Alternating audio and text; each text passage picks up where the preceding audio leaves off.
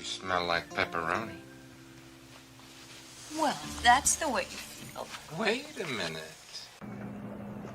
That stuff, get down on your knees and pray.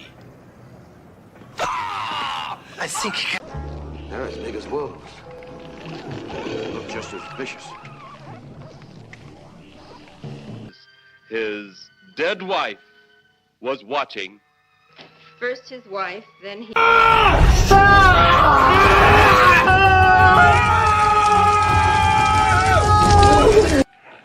Hey, dirtbag. You're a lousy shot.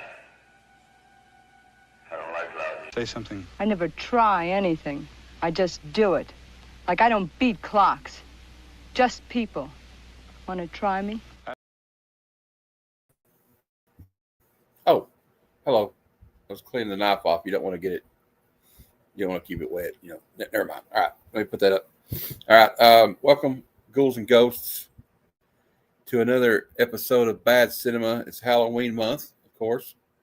On the channel, we have a very good bad movie in store for you tonight. It's not really that bad a movie. I'm just, a few points of interest. But we're going to be reviewing Trick or Treat from 1986. So just remember this: to rock and roll, rocking on a midnight, steal your show, rock and roll, rocking on a midnight, and take control. All right, and I'm going to bring in my special guest, Comet Verse, Tony, a.k.a. Grandpa's Guitar Scream. Hey, what's going on, man? I was while I was waiting, I was almost tempted to play this record backwards, but I didn't know what would happen, Well, you never know. We could have summoned the late Sammy Kerr and not known about it. All right. Well, this should be not as long as the show as the last one. We're still going to do the same format as we did the last one, but it's just me and you, so it shouldn't be that bad. I think I can remember some of the stuff I said. I didn't write it down. We got Jean Malo in the chat, and you're here to Comet versus Omnipresent. Hashtag no false metal. That's right. We got to honor and remember to, what's he say about your heroes? What's that quote? I know you know it. Oh, you should be loyal to your heroes because they can turn on you. Hey, John Malo, good evening. And we got Jay. Hey, Jay. Thanks for doing the thumbs up, bro. Appreciate it. Yeah, this movie came out in 1986.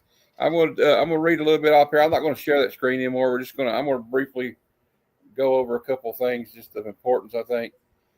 This movie's called Trick or Treat from 1986, not to be confused with the 2010 Trick or Treat movie, which is not as good as this one, in my opinion. But in some of the foreign markets, it was also known as Ragman and Death at 33 RPM. I love that movie. I love that title. That's actually a good title. It is a supernatural slasher film from 1986. It's directed by Charles Martin Smith, and it was produced by the De Laurentiis Entertainment Group. You may know the name De Laurentiis. I'm pretty sure he produced Flash Gordon and other movies like Conan the Barbarian and Conan the Destroyer. Hey, Random Reeds, how you doing, brother? It also has guest appearances from Gene Simmons of Kiss and the late, great Ozzy Osbourne. Rest in peace, Oz, man. We miss you. And this was actually the directorial debut of Charles Martin Smith. And we won't get over too much of it. I'm going to read off the cast real quick. We have Mark Price as Eddie Weinbauer. Tony Fields as Sammy Kerr. Little backstory about Tony Fields. He was a dancer by trade. That was his first profession. He was actually a solid gold dancer at one time, and he was a backup dancer for Debbie Reynolds on her Vegas show, and he was a dancer in the Michael Jackson videos Beat It and Thriller. Sadly, though, Tony Fields passed away from age-related cancer in 1995. So he died kind of young, which is sad. Lisa Gonley plays Leslie Graham. Doug Savant is Tim Haney. Elaine Joyce is Eddie Weinbauer's mother. Glenn Morgan as Roger Marcus. Gene Simmons' character is called Nuke. And totally out of character, Ozzy Osbourne is playing Reverend Aaron Gilstrom. God, I love that. And that's so ironic. Gives us a fact today that the day is the day in 1978 is the anniversary of the day Kiss Meets the Phantom of the Park premiered on television. I think it was it ABC? NBC. It was NBC. NBC. Now, Okay. now the movies. Remember when they did the one rip and destroy instead of Yep. hotter than hell. All right, Yeah. so a little of some more stuff that's kind of funny about this is, interesting enough, Blackie Lawless of the band Wasp originally was set to play Sammy Kerr. Yep. But I heard a rumor. There was a couple of reasons. One of them was like a scheduling conflict, but I also heard that when they asked him to be when they cast him, or when originally cast him, Fastway had already cut the soundtrack for this movie, and he didn't, as a musician, he didn't feel comfortable lip syncing another band's music. So that might have been another factor as well. And Yeah. So, and Ozzy Osbourne plays a televangelist decrying the evils of heavy metal music, which is ironic. Especially in the 80s. It's also, there's a film called Lunch of the Dead is displayed on a marquee at the cinema. According to Internet Movie Database, Lunch of the Dead does not exist as a movie and therefore is an invention by the props department. Kevin Yeager did the special effects. He also later provided the special effects for Freddy Krueger and the Crypt Keeper for HBO's series Tales from the Crypt.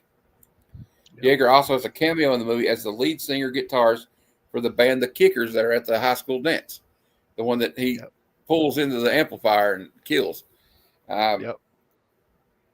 The scenes of Eddie's high school, the fictional Lake Ridge High School, were filmed in both Hoggard High and New Hanover High in Wilmington, North Carolina. It also says here that Keanu Reeves auditioned for the role of Eddie Weinbauer, but Mark Price was ultimately cast. Yep.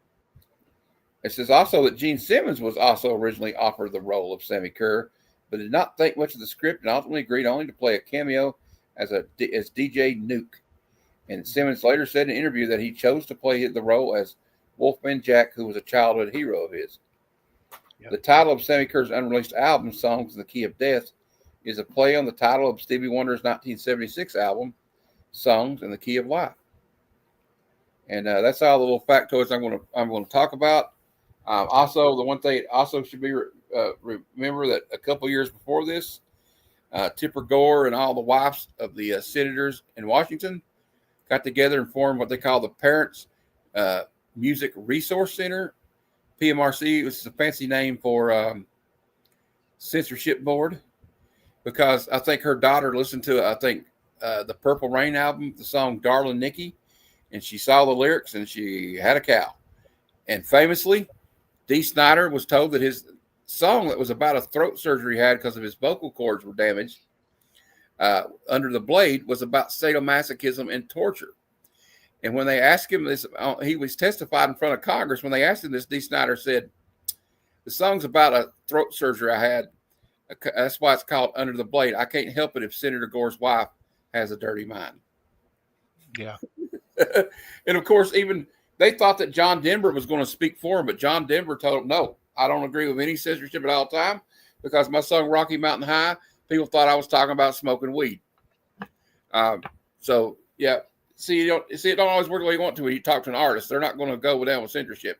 And Frank Zappa basically outsmarted all of them. He was smarter than most of the people on that committee, or probably all of them. So was Dee. And hey, Kenneth Bird, it's good to see you in the chat. So anyway, I really, man, and also this is that time of the satanic panic. If you play Stairway to Heaven backwards, it says Satan, my dear Lord, or something like that. We know it's not true. Yeah.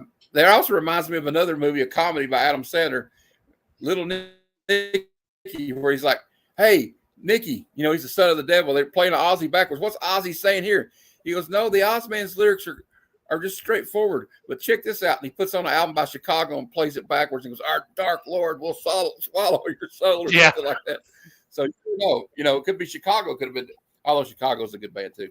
But, so we had the satanic panic. There was devil worshippers in every park, every forest, Dungeons and Dragons, which were devil worshippers. Now there were some bands that like Venom that they love to put pentagrams on their albums. So did Motley Crue, but Motley Crue was doing it more for theatrics, so to speak. And boy, Tony, if they had Mhm. seen what came after that in the 90s, they with Marilyn Manson, Cannibal Yeah, Corpse, all that, they wouldn't have said anything about that. Cradle of no, Filth. they would have just shut up. Exactly. So we're going to start off with. I guess we'll start off with what do you think of like the? I'll let you start off with. So what do you think about like the locations they had, the sets, and like all that stuff, and the style of the film, like the cinematography? What do you think of all that? And how did the plot work or not? Well, before I get into all that, I want to bring up a couple other things. The guy that Okay, played go ahead. Roger, Glenn Morgan, he I'm looking up his stuff, and he has an uncredited writing. He was an uncredited writer for this script, and he helped write and produce Final Destination. He wrote, produced, and directed Willard, and he wrote and produced Final Destination 3 and the 2006 Black Christmas. So, I mean, he's had a pretty good resume after this movie. I know the guy that directed this movie, can't think of his name. He was the principal in the movie with the glasses and the freaking big nose, he got zapped. But anyway, as far as locations and everything, it don't really surprise me that they filmed it in Wilmington. Watching all the behind the scenes stuff, that whatever the name of that production company was, they had set up shop in Wilmington, North Carolina, and that's where they were planning on filming because Hollywood was too expensive. So you could actually go around Wilmington and everything, and there's actually videos where somebody, these people like to go to these lots, these old locations, and there is one for Trick or Treat, which is pretty cool. The idea behind the movie, I think, is great. It's something, you're always trying to come up with that next big in the 80s horror thing, whether it's, Wes Craven trying to come up with Nightmare on Elm Street or something like that. I know their idea was to try to make Sammy the next Freddy Krueger, and sadly it didn't happen, for one reason or another. The idea of a bullied kid playing a record backwards and getting help to avenge his enemies get revenge against his enemies, and then to accidentally resurrect a dead rock singer. I mean, made a deal with the devil, basically. Yeah.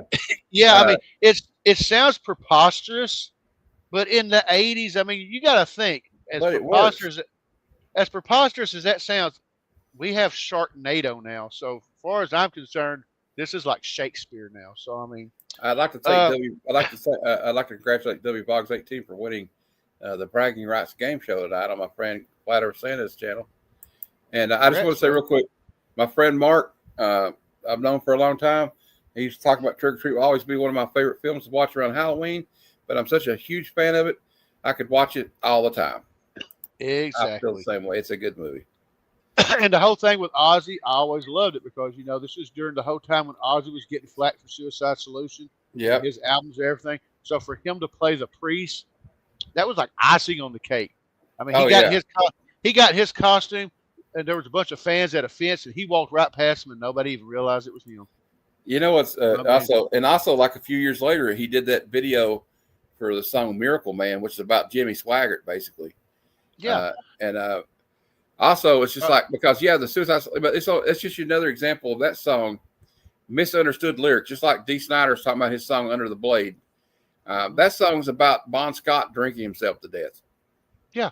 Because he was good friends with Bon. And also, Ozzy had his struggles with alcohol throughout the years. So it's about like, because he says in the song, he says liquor, but what's he say? Liquor's quicker or something. Wine, something like wine is fine. But yeah. But he's not. And see, they tried to say that he had some subliminal do it in there. And Ozzy wouldn't do something like that. Ozzy, especially if you listen to some of Ozzy's lyrics, like Crazy Train, he's talking about everybody being divided and needing to come together. That's all that song's about. The whole satanic panic when it comes to the lyrics of the 80s is just proof positive that all these people wanted to gripe about these songs, but not a single one of them bothered to read the lyrics. So, all right, like I'll ask you again, what do you think about like the way it was shot and the sets and everything and how they put it together with the plot. I know they did their best filming on a shoestring budget. You got to remember, this wasn't a big Hollywood production. It didn't get a lot of money. So they filmed with what they had. I mean, this DVD version that I have that came out in 2000, whatever. Yeah. There's a scene in there where they didn't notice it until after the movie come out, where there's a scene where, it's Halloween and his mom's boyfriend come over and then just for a second, if you look above, you'll see the actual microphone. It dips into the picture. But thankfully in the new Blu-ray release, they edited that out. I mean, that happens sometimes in a low budget film that has like a shoestring budget. I mean, and sadly it didn't make enough money at box office for them to do more with it, because it would have been cool to see Sammy Kerr go down in history with Freddy Krueger and Pinhead and all the rest of them. And Tony Fields, man, Tony Fields was exciting. Go ahead. I didn't mean to cut you off, man. No, it's all right. But he was a great dancer too. Like you can see him do a couple of pirouette moves when he's doing the performance at the high school. So I guess we should set it up though. I agree with you. I think it's all great stuff. But like also what I like is the whole story about like, okay, this guy is the hometown rock star hero. He's supposed to come back and play the high school dance, but they're like, no, he's too controversial. We won't let him. And then this boy is like obsessed with Sammy Kerr. Like me or you might have been obsessed with Ozman or Kiss or something. Like everybody I like all kinds of bands, but when you're that age, you have a favorite band. At that point in my life, it was probably like, I'll be honest, it was Motley Crue or Ozzy. Yeah. And like, you're like, that's my band. I'm going to ride and die with them. Hey, Paul 619, how you doing, buddy? So like, then he finds out that Sammy dies in a fire and he's just heartbroken. It's like, because he was writing letters to Sammy as the Ragman. Yep. Interesting enough, Ragman is also a comic book character from DC Comics that Joe Kubert used to draw. But I don't know if that's what he was trying to refer to there. But anyway, and then he just sent a letter off to him and he died. So also, the kid is also friends with the local disc jockey, who's played by Gene Simmons. And every now and then you'll see, like on the TV, Ozzy talking about how this music's trash, it's horrible, it's garbage.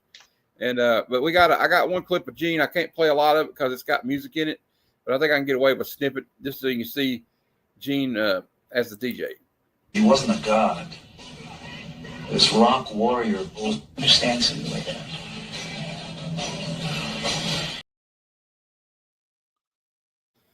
I don't know if we'll get in trouble for that little bit. I don't think so, but I don't know. Hey, Under the Cow, how you doing, Kirby? Also, if you want to see the Ozzy one, I'll go ahead and play the Ozzy one because I can't wait because Go ahead, man.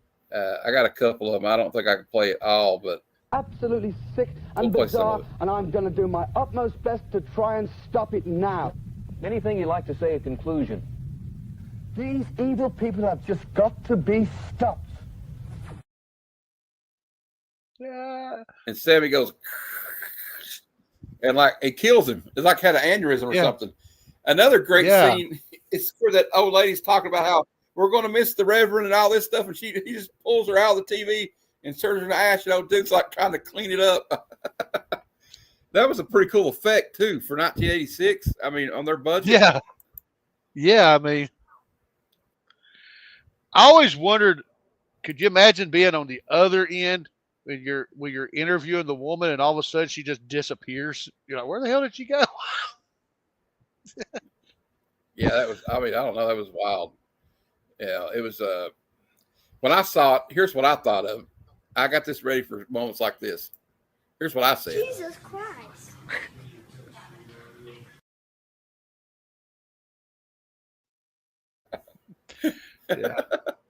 But yeah, because I forgot about that. I was like, whoa.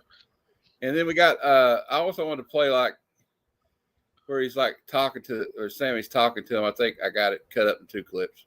This might be another Ozzy one though. I don't remember. Beast. What happened to the good old simple love song? I love you. That's a good word to use. Nowadays, they have to write some sickness. It's just absolutely sick.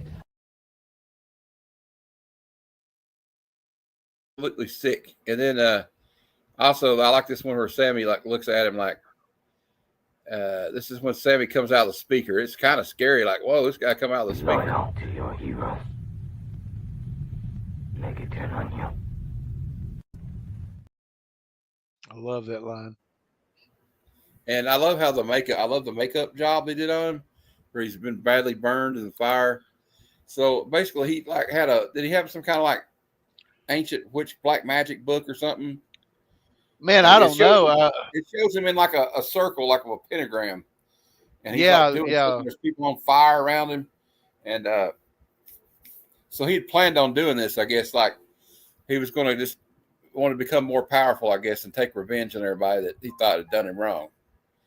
Yeah, I And, mean, you don't really get to see Sammy's aspect of this story, what he thought and what his plans were. They don't really go into that like they probably should have. And there's actually a pretty hot scene with this girl with her headphones on. We can't show that one, but I was like, whoa. But like it melts the headphones to her ears and stuff. It's like, I don't know if it kills her, but they said something about her being in a coma, you know. But like what happens is, as you know, Tony, he plays the records backwards because, okay, well, Gene Simmons shows this record and goes, this is unreleased. This is the only copy of it. I put it on tape. I haven't listened to it, but I want to give it to you.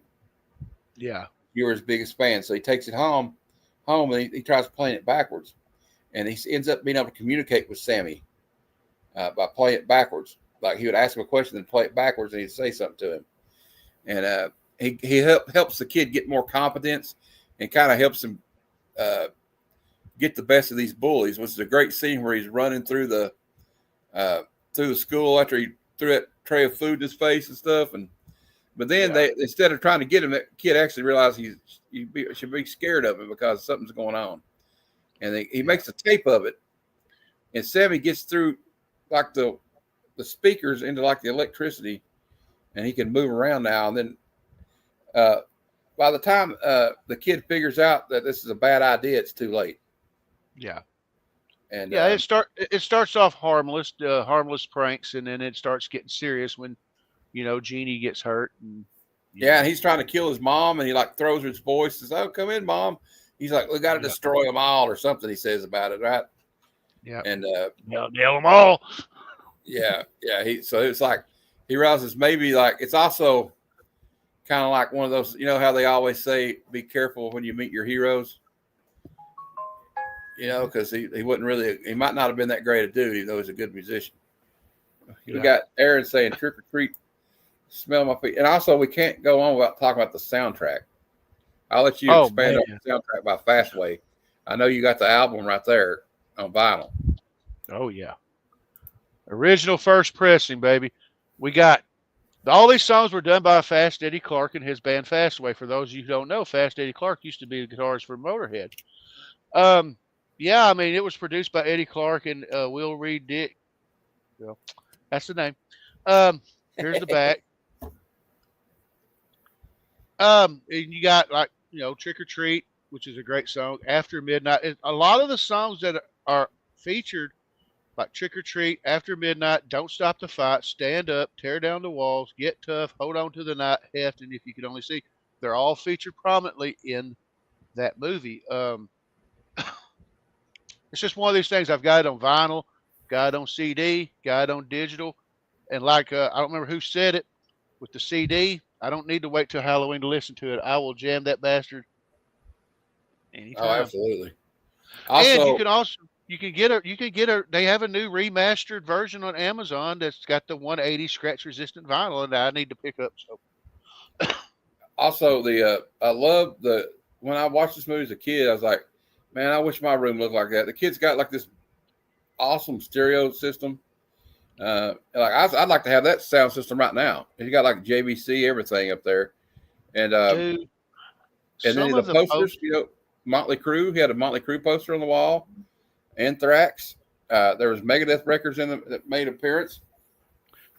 He had Kiss stuff on there. He had the Kiss Lick It Up tapestry. You know how much that tapestry is worth for him to just rip it off the damn wall? Yeah, I know. It's just set dressing for them. But yeah, I see them do that too. Like you'll see a guy like I've seen I can't remember what it was. the guy some movie they had a copy of Tomb of Dracula #1, and that dude is just waving around like this and like curling it up. I'm like, what are you doing? Yeah. But yeah, this movie's just I don't know. It just reminds me of the mid '80s, like the music I grew up on, like the hair bands and the hard rock music, you know, and then you got Gene Simmons and Ozzy Osbourne in it, which is I thought it was great that they did that. I mean, that's probably my favorite part of the movie is actually Ozzy as a preacher. Yeah. But what do you think about the? I always duck a 1 to 5 gore factor. I'll start. There wasn't really a lot of gore in it, so I'll give it like a. That doesn't mean it's a bad movie. I'll give the gore maybe like a 2 for gore factor. I don't think it had a lot, but the story. What do you think, Tony? Well, as far as the gore and the special effects, you're right. It doesn't have a lot because they didn't have a lot to work with. Now, I know they wanted to do a lot more, you know, in the scene we can't see.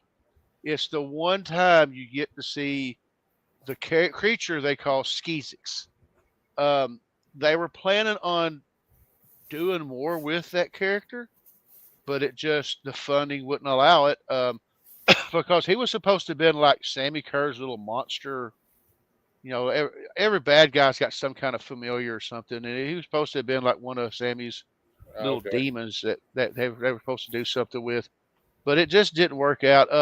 The effect when Jeannie gets hurt, I'm not going to say dies because we don't know if she died, from listening to the album and the fact that the album seduced her. That's all I'm going to say. And the headphones had melted to her ears, and you pull it back and you're like, is that the headphones or her ears? You know, that was actually pretty cool. Even for the 80s standards, that was pretty cool. But yeah, there's not really a lot of standout special effects, so I'll give it a 2 as well. The story, I think it had a great story. I think there should have been a little bit more character development. I mean, we got a little bit about Ragman. We hardly got anything about Sammy Kerr except that he was a local rock icon that for some reason the parents hated him. And even though all the kids were bullying Ragman about heavy metal, they all seemed to be very happy when he showed up at the freaking concert for some reason. So, I mean. Yeah, well, like I remember wearing that back in the day though, like the guys that like wore the heavy metal t-shirts at school, they kind of stuck together. Yeah, and it wasn't really like any intermingling like sometimes with it. But then like the jocks like the music, but like the metal, the like hardcore metalheads, you know, we're kind of like nerds. They're kind of like nerds, like comic book nerds. Same thing, in my opinion. It can be like that, especially back then. But like, I thought the storyline was great. I'd like to. The only criticism I have is I'd like to have known more about Sammy Kerr's exploits as a rock star. Like, why did they hate him so much? Like, you know, they were always out. I know it was like supposed to be out the PMRC, but like, was there a certain thing they didn't like? I didn't really understand that. Like, I mean, I guess because he was like, maybe he had satanic lyrics or something. But then we find out this guy pretty much was what you think he was. He was, he was like into black magic and devil worshiping and what have you. And he'd summoned like some kind of dark entity and made a deal with him. Or also, do you think, Tony, I thought this through. Do you think maybe he had made a deal with the devil to become a famous rock star, and then maybe that was time for him to pay his debt? You know, it's possible. I mean, the name I can't think of the name of, you know, the popular black musician that, you know, supposedly went to the crossroads and made Robert Johnson. That made a deal with the devil and became a standard guitar player. I mean, what's to say he didn't make it before his career started, or he might have made the deal when he was in the hotel fire. I mean, who knows? They did the same thing. You know, Alice Cooper had the backstory where because before he was just called Alice Cooper, the band was Alice Cooper. Exactly. But they would tell people that Alice Cooper was this witch from the 1700s, and they spoke to him one night when they were on a Ouija board or something. I think it was something like that was the line they gave. Everybody knows it was bullshit now, but when you're a kid, you believe stuff like that. I remember when Kiss, they used to try to tell me, "Oh, that means Knights in Satan's Service," and like, oh, dude, I heard. And they would misinterpret lyrics, like, you know, the song "Heaven's on Fire." My cousin said, my mom said he's saying, ain't no God, heaven's on fire. I said, no, he's not. He's saying, feel my heat, taking me higher, angel fly, heaven's on fire. That's what he says.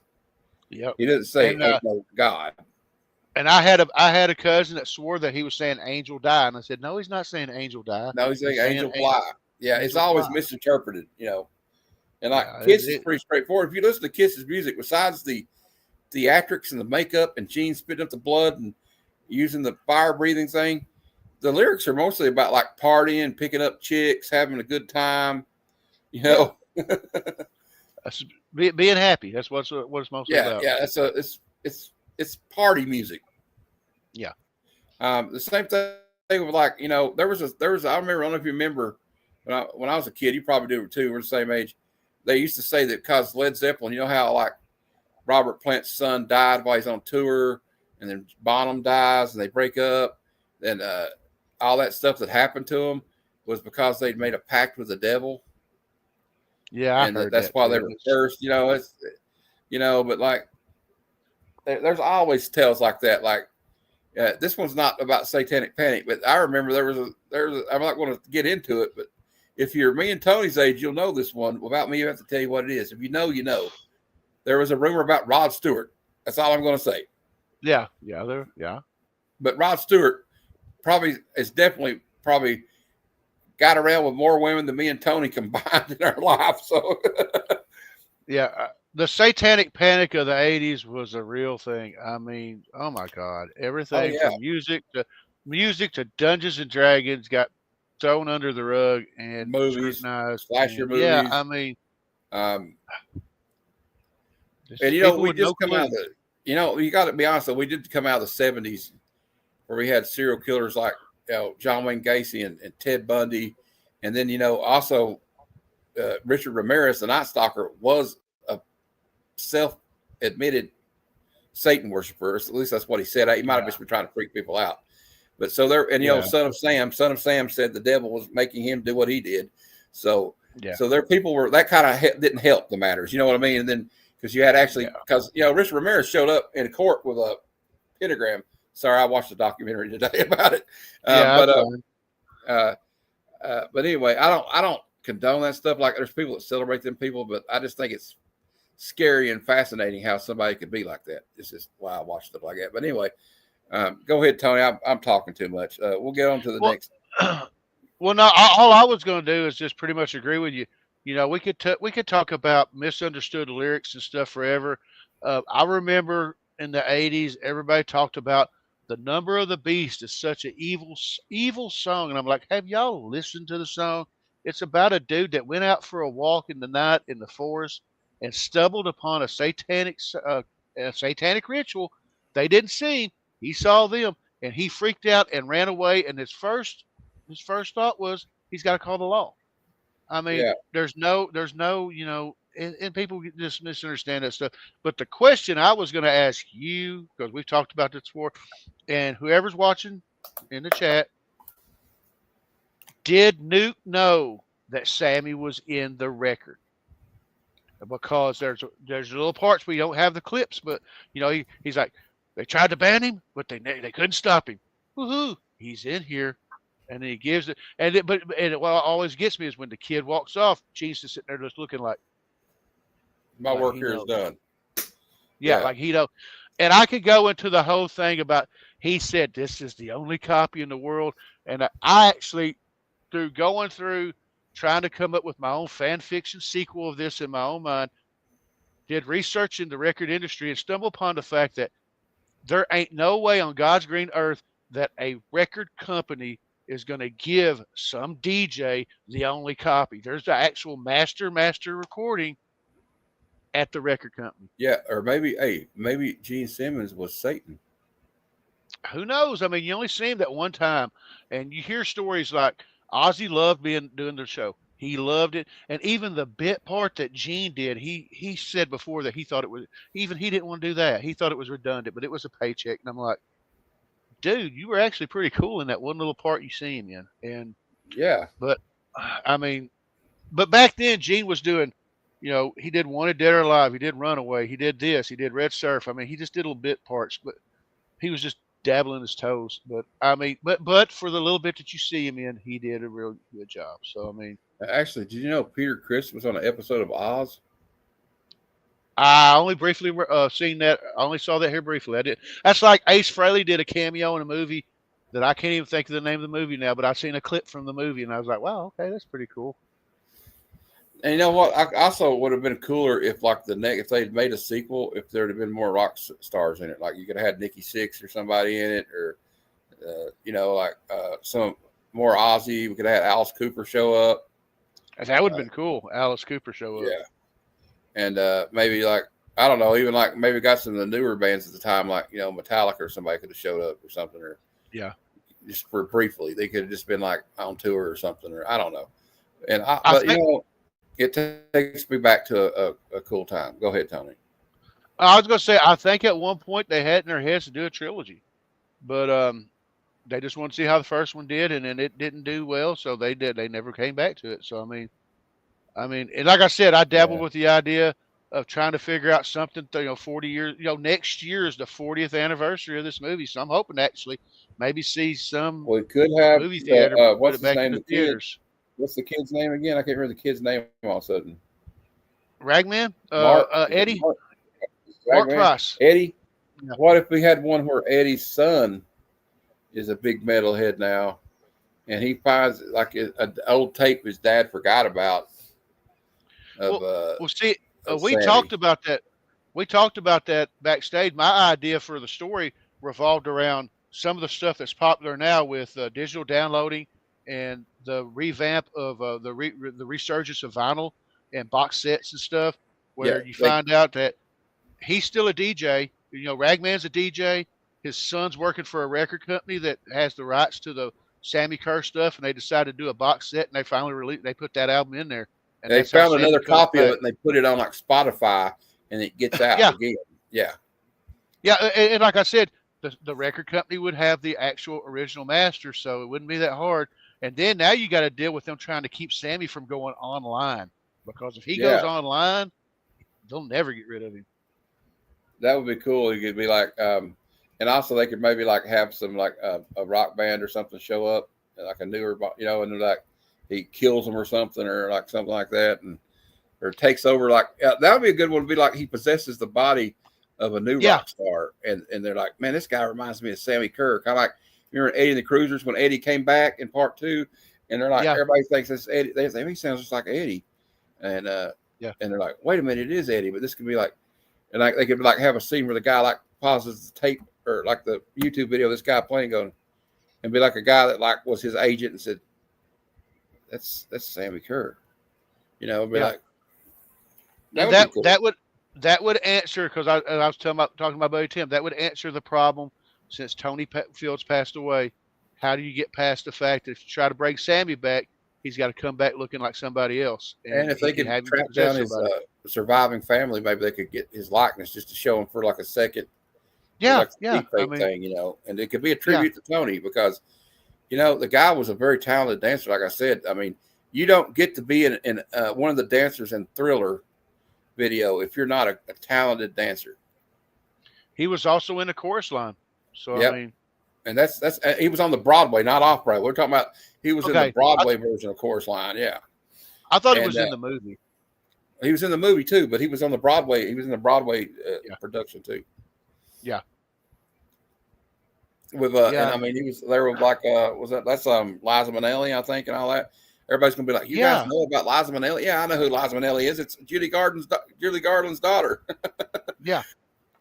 But yeah, it would have been cool. Like, I thought it was interesting they got a dancer to do it, because he really had some moves up there. Like that scene where they're on the stage at the dance, and he just like, I love the part where he's like, they don't know what's going to happen. They just, oh shit, there's Sammy Kerr, and he starts going, and that guy, oh, he wants me to play this beat, and he starts playing that beat, and it's like, yeah. And the rest and of the band's band's like shooting with his lightning. Those effects were for 80s. I guess that's the best they could do. But yeah, it was kind of wild. It's like shooting I thought he was shooting with the Ghostbusters proton blaster.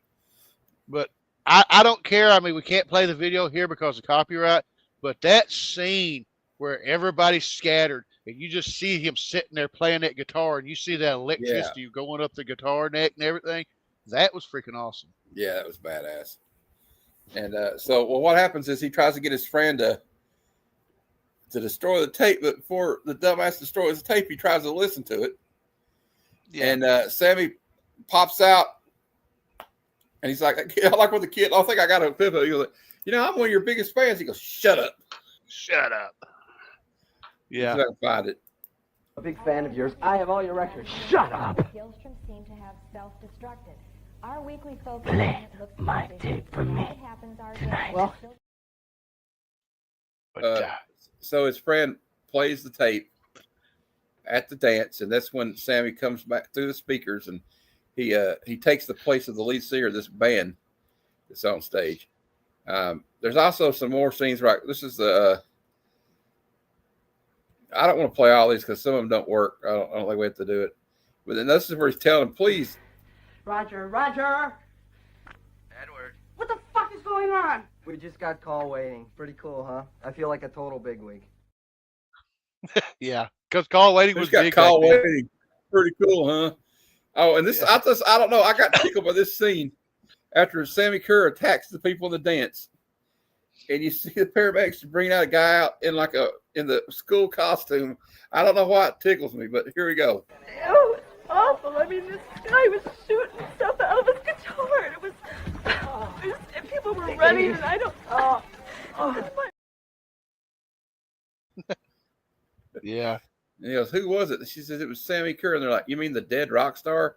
So right off the bat, they don't believe him. You know, they're like, and I got a question after this clip. We're gonna play one more clip. Sonic beast. What happened to the good old simple love? To a party. Going to a party. She's going to a party. I also put a highlight reel, but I can't play it because it's 43 seconds. I did it for a promo video on TikTok. I put when I do a show, I put it out on TikTok, Facebook, Instagram. I just put a blast out to everything, you know. But so yeah, he puts it on that tape.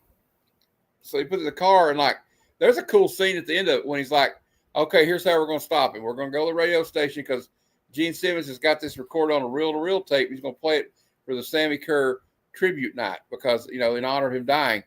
And so they go, "We got to get in there for you because it's on a delay. Gene Simmons is not there." It's like automated because I used to work in a radio station. They used to automate stuff like that at night. They would just record the show on tape, and then they would play the reel-to-reel and have it timed to go off at a certain time. All automated at night. It's all automated now. Like when I got into being at a radio station, I thought I was going to be like, you know, Dr. Johnny Fever or something, or what's his name? What's the other guy on there? Johnny Fever and Venus Flytrap, you know, where they're playing the all the records. You don't really play much records. It's all automated satellite. It comes from like a company, you know, where there's no music, and you'll play the song and then you'll go to the music, or they'll give you a disc of all the songs on it and they'll tell you what to play. So it really kind of it's not like it used to be in the 70s, but they decide they're going to go there and take it down. And he's going to distract Sammy by getting in the car and taunting him. He gets in that police car they stole. But the question I had for you, Tony, is that I always have these horror movies, like even Friday 13th, all these dead bodies laying around. How are you going to explain this to the police? Like, how is this kid not going to go to jail after this? He probably did. Yeah. I mean, there was that scene during when the cops are talking to the person, and the guy goes, "Hey, there he is, Eddie Weinbauer," and the cops start chasing him. So I mean, yeah, and of course they're going to blame it on the metal kid, just like they did with the in your neck of the woods with the West Memphis 3. Yeah. Because they were metalheads and outcasts, and we find out later these kids were innocent. So that's another aspect of it. That was they were kind of like a victim of that satanic panic thing, because they never, instead of focusing on who really killed those children, they put all their focus on these kids because they listened to music and were kind of rebels and outcasts. And so, the one kid, what's his name, Eccles, he didn't really help himself the way he talked to people. But anyway, that's the story. that's the That's story. another story for another day. The West Memphis Three, at least they finally got free. And also that would get into like police procedure because the one kid wasn't all up there, you know. Yeah, he's kind of slow, but this movie's good. I can't say enough good about it. Tony, I'm gonna let you talk for a while. I've talked so much I don't know what to say. Well, I mean, yeah, it's like I said, it's one of my guilty pleasures. I watch it sometimes year round. Sometimes I always make it a point to watch it on Halloween. Yeah, is it cheesy? Yeah, it's a little cheesy, but I mean, hell, compared to some of the other stuff out there, man, it's great. You know what it's like to me? It's like McDonald's. Okay, is it good for you? No. Is it bad for you? Yeah. Is it enjoyable to have a little junk food every now and then, though? Yes, it is. It's just like I talk about the movie Return of the Living Dead. You know, it's a little bit over the top. It's a little bit cheesy, but it's what I call beautiful garbage. If every movie was cookie cutter the same thing, we'd all get bored. So you got to come up with something new. I like quirky movies. I even get some pleasure out of bad movies, like real bad movies. This is not. I know this show's called Bad Cinema, but it should be called Bad Good Cinema because I can't call it so bad it's good because there's a channel by a guy named Jason Brandt that I can't steal his name, so he's probably got it copyrighted anyway. I don't like to be unoriginal, so I'm going to give it a good rating, and I'm going to tell you this. I got a clip for this. Here's the highest comment I can give this movie. I don't know if it's a comment. I just like this clip. It's just an excuse to play it. I'd buy that for $1.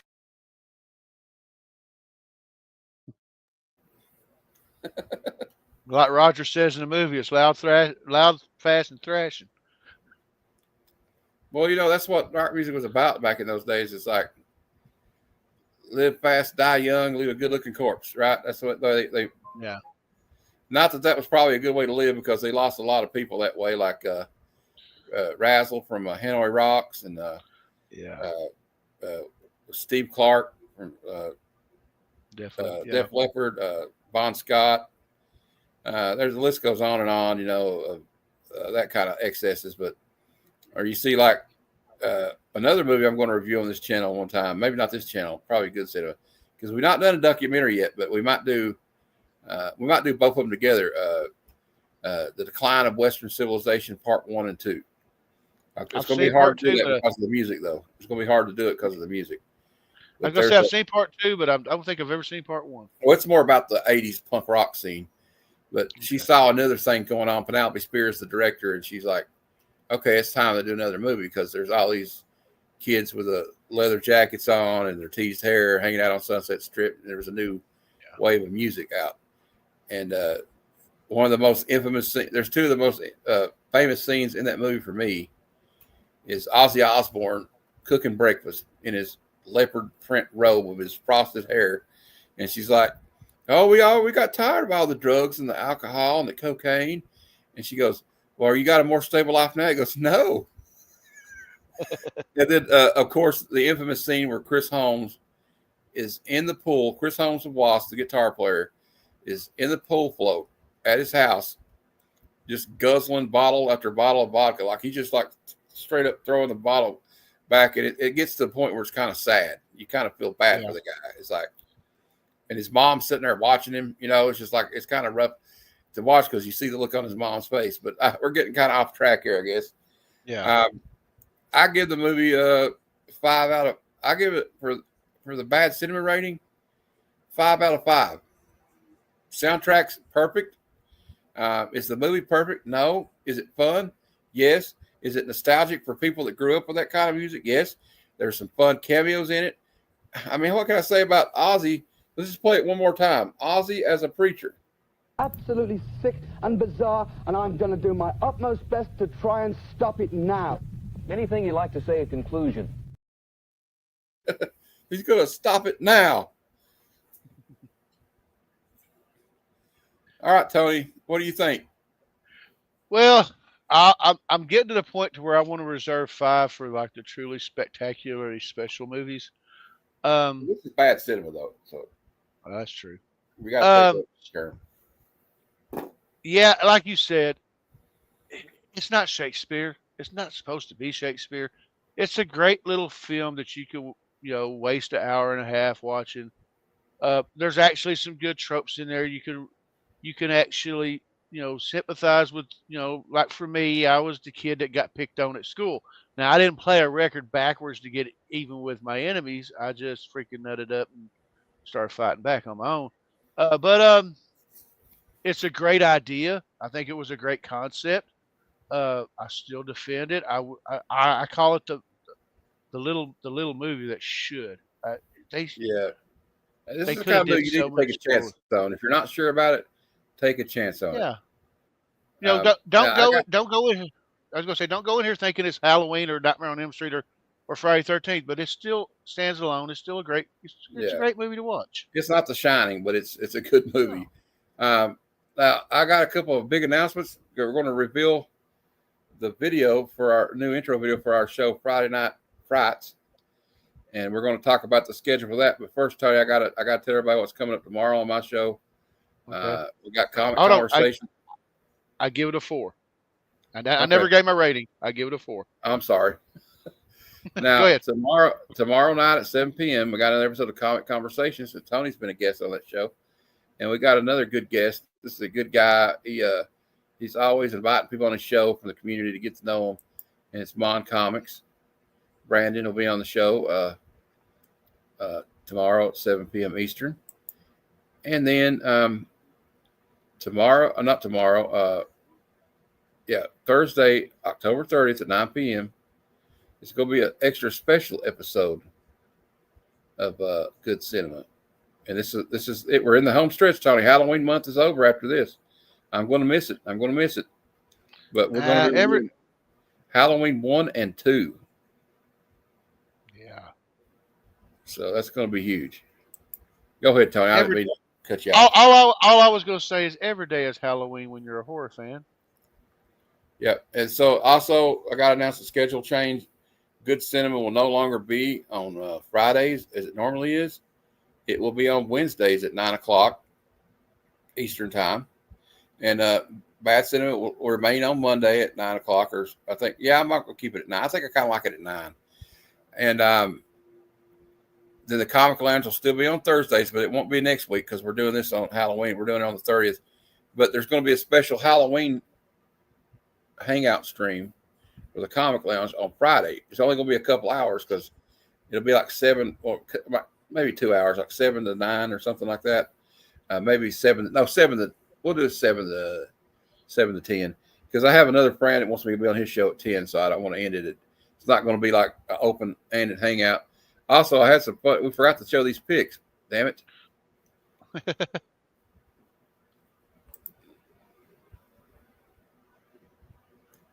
And this one with Tony Fields, what's his name, Mark, and then some great movie though. I love it. So and then, but we got the announcement to make for Friday. Well, me and Tony are going to alternate. The first Friday of the month, I will host Friday Night Frights. Then the next week, will be Tony, and then vice, so on and so on. So for my first film, we're going to be doing Nightmare on Elm Street. And then, Tony, you tell them what's coming up in the second week of November. Okay, so for me, what would be I forgot what day it is, but the second Friday in November, I'm going to do Phantasm. Let's really go. love that. I love that movie. It's a great little independent film, and I wanted to do something really obscure that maybe not everybody knows about. Maybe everybody knows about it. Hell, I don't know. We're going to talk about it, and so I'm looking forward to that and talking about Angus Scrim and Reggie Bannister and Michael. I think Michael. And the third week of November, it will be Creep Show. I'm picking Creep Show, and then Tony, what is the last week of November? For the last week of November, I'm going to go and do one of the greatest independent films that came out in 1981. I'm going to do The Evil Dead. Heck yeah. Swallow your soul. Swallow your soul. But yeah, okay, so that's gonna be Friday Night Frights. I kind of like this thumbnail I made. But we're gonna debut I'm excited about it. I haven't got to show it yet on the screen. So we're gonna play my intro. I kind of toiled over if I can find it. Has it been deleted? Oh no, here it is. Here is the going to be the intro for Friday Night Frights. I don't want to scare anyone, but I'm going to give it to you straight about Jason. We have such sights to show you.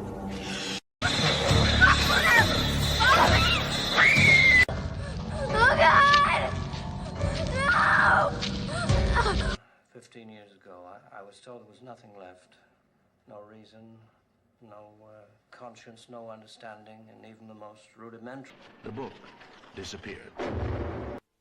Welcome to Fright Night.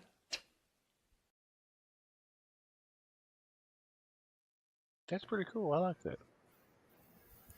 I kind of worked hard on that one. I'm proud of it.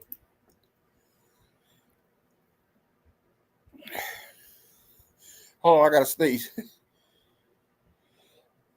All right. And Kevin's got a show at 10:30. If you want to start it earlier, Kevin, you can. We're getting ready to sign off. Tony, tell them what you got. You got anything coming up we need to talk about? No, except I'm gonna hang out with y'all on Thursday and Friday. Friday may be a different scene because I may be outside handing out candy to trick or treaters because I'm an hour behind that. So okay. I may be on my phone hanging, talking to everybody, and I'll be in a different costume then, and but handing out candy to little trick or treaters and stuff, and then we'll go from there, and then I think I'm going to be a part of the CBC Awards November 1st, Saturday night. I'm going to be one of the presenters, so that'll be pretty cool. There. I don't know what award I'm presenting or who won. I mean, even if I did, I wouldn't say anything. And then then after that, I don't have anything really planned until the week after that Saturday. I'll probably do the day after Matt does his Friday Night Frights. I'll probably Saturday. I'll probably do it Into the Combiverse because I'll be off that weekend. All right, sounds good to me. And I'm gonna tell everybody. We're going to talk to everybody before we go here. I'm going to say something. Remember, if you hear that weird noise in the middle of the night and you have the urge to go out and investigate it, don't go because it could be the boogeyman or it could be Sammy Kerr. So you better be careful what records you play backwards. But, all right, Glitter. Thanks, Glitter. But until next time, true believers. No, I'm not going to do that one. Remember, just because they say it's bad, it doesn't mean it's not any good.